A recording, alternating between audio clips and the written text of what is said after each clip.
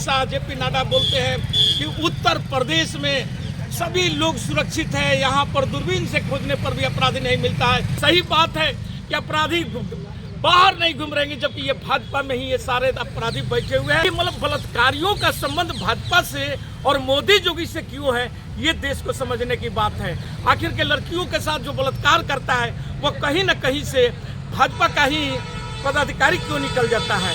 और पुलिस को 4 नवंबर को मालूम चला, तो इतने 2 महीने तक उनको बचाने का काम कौन किया, जबकि ये मोदी जी और जोगी जी, जेपी नड्डा जी के सब तमाम लोगों के साथ में ये लोग और इतना रस्सू खाले है कि आज बीजेपी खुद इन लोगों को बचाने का प्रयास कर रही है।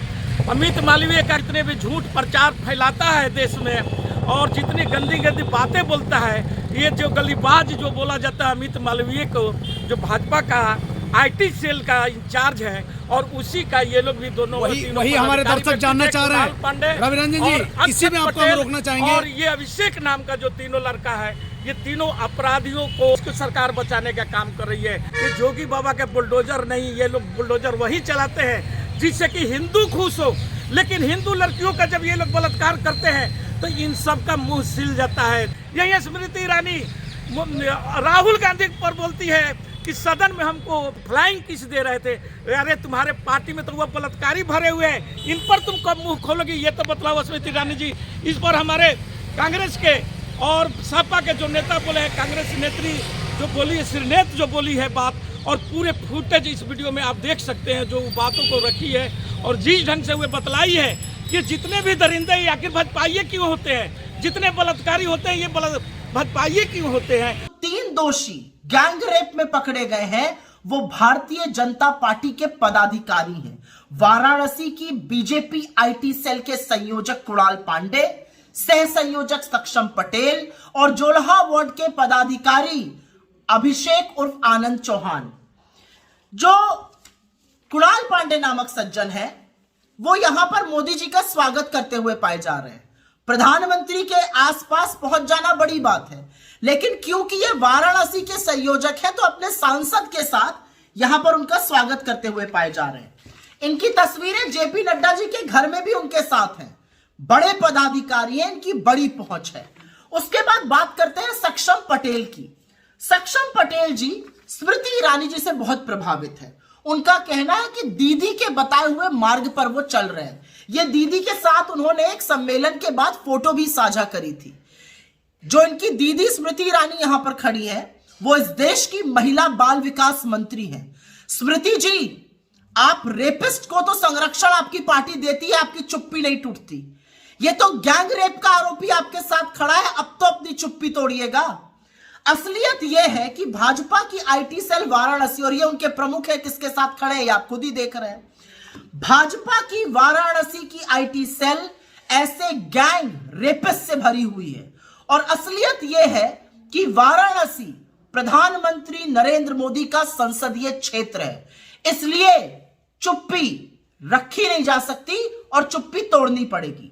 प्रधानमंत्री को भी, जेपी नड्डा को भी और स्मृति ईरानी को भी इसलिए तोड़नी पड़ेगी क्योंकि पूरे बीएचयू के छात्र दिनों दिन धरने पर बैठे रहे और ये गैंग रेपिस्ट गिरफ्तार नहीं हुए।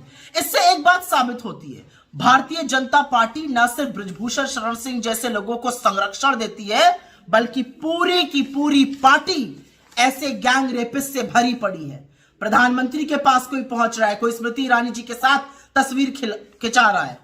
मैं जानना चाहती हूं प्रधानमंत्री मोदी, जेपी नड्डा और स्मृति ईरानी अपनी चुप्पी कब तोड़ेंगे। ये चुप्पी टूटनी जरूरी है क्योंकि 2023 के अंतिम दिन जो भयावह सच सामने आया है, वही भाजपा का असली चाल चरित्र और चेहरा है।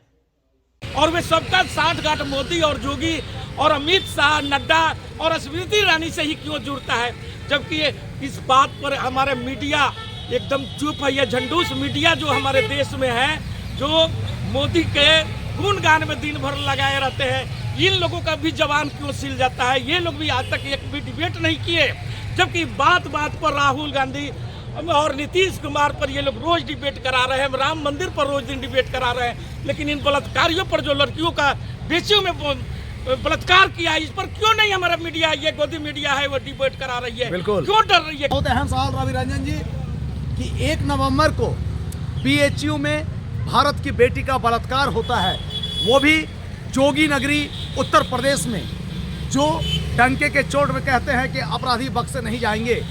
आखिर ऐसी भारत की बेटी का जब बलात्कार होता है बीएचयू में, सीसीटीवी कैमरे प्रमाण करती है, अपराधियों को पहचान करती है, आखिर उन्हें कौन बचा रहा है? और ये भारत के दर्शक पूछना चाह रहे हैं जोगी बाबा से कि आपका बुलडोजर कब चलेगा?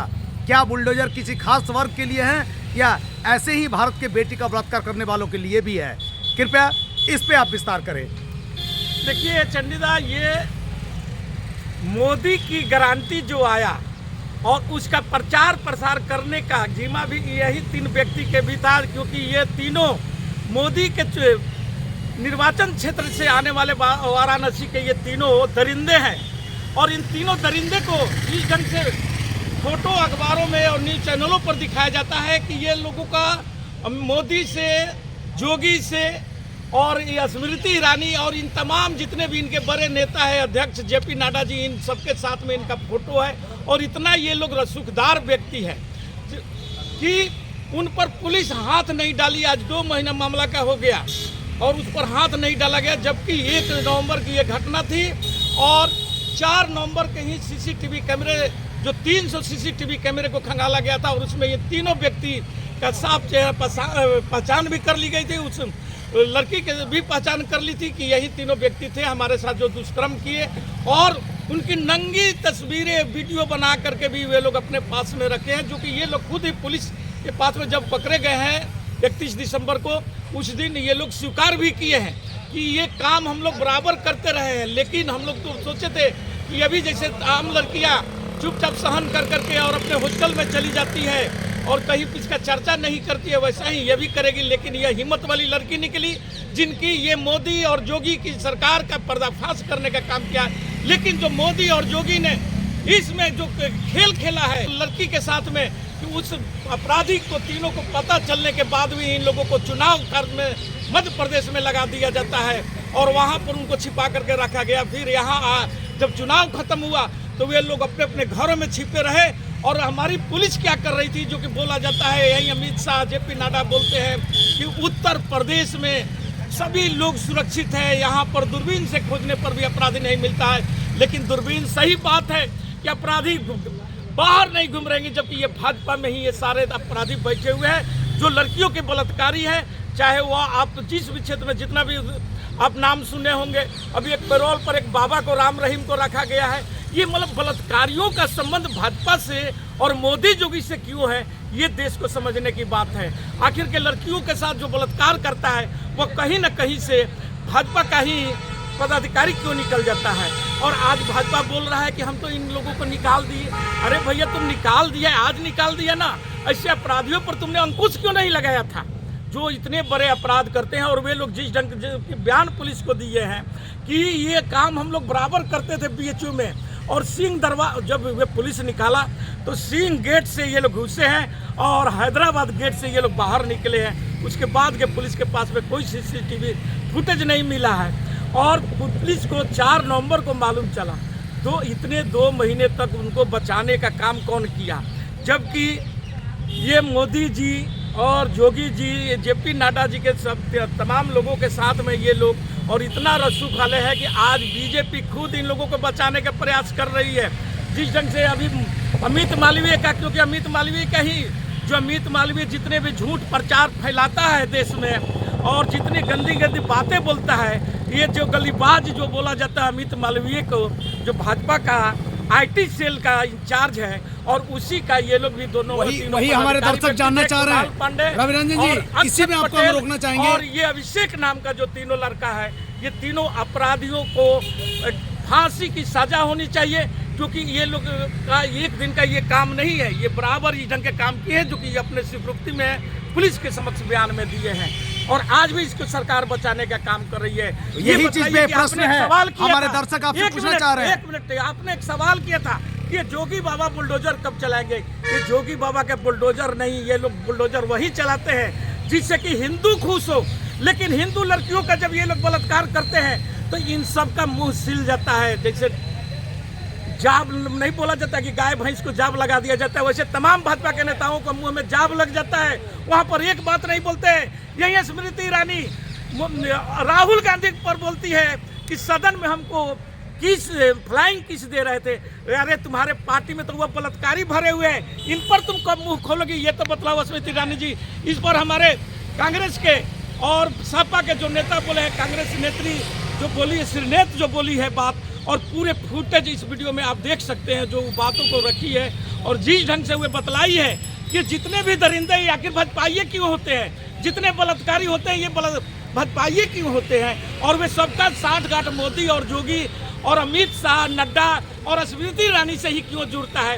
जबकि इस बात पर हमारे मीडिया एकदम चुप है। ये झंडूस मीडिया जो हमारे देश में है, जो मोदी के गुणगान में दिन भर लगाए रहते हैं, इन लोगों का भी जवान क्यों सिल जाता है। ये लोग भी आज तक एक भी डिबेट नहीं किए, जबकि बात बात पर राहुल गांधी और नीतीश कुमार पर ये लोग रोज डिबेट करा रहे हैं, राम मंदिर पर रोज दिन डिबेट करा रहे हैं। लेकिन इन बलात्कारियों पर, जो लड़कियों का बेचियों में बलात्कार किया है, इस पर क्यों नहीं हमारा मीडिया, ये गोदी मीडिया है, वो डिबेट करा रही है। क्यों डर रही है, कहाँ भाग रही है, ये देश जानना चाहता है। यही हमारे दर्शक भी आपसे पूछना चाह रहे हैं। हमारे चैनल के माध्यम से पूरे भारत के दर्शक ये मांग करता है कि स्मृति ईरानी जी, अगर आपको फ्लाइंग किस लेते हैं जननायक राहुल गांधी और आपको इतनी परेशानी होती है, तो कहीं ना कहीं बीएचयू की बेटी, जो बीएचयू में पढ़ने वाली जरूर थी, वो भी एक भारत की बेटी है और आप महिला हैं। आप कब तक महिला के अत्याचार पे आप चुप रहेंगी और आप आवाज़ नहीं उठाएंगी। जोगी का बुलडोजर किसी खास वर्ग के लिए चलता है। आपको ज्ञात होगा स्मृति ईरानी जी, चाहे मामला मणिपुर का हो या मामला बीएचयू का हो, आप भी एक महिला हैं, आप भी किसी की बेटी हैं, आप भी किसी की माँ हैं, और ऐसे अत्याचार पर आपका चुप रहना कहीं से न्याय संगत नहीं है। देश की जनता आपको देख रही है और आशा ही नहीं पूर्ण है कि भारतीय जनता पार्टी राम मंदिर के साथ साथ बेटियों को, कुमारी कन्याओं का भी मान सम्मान रखेगी, तभी राम मंदिर बनने का कोई औचित्य है। इसी के साथ जय हिंद, जय भारत।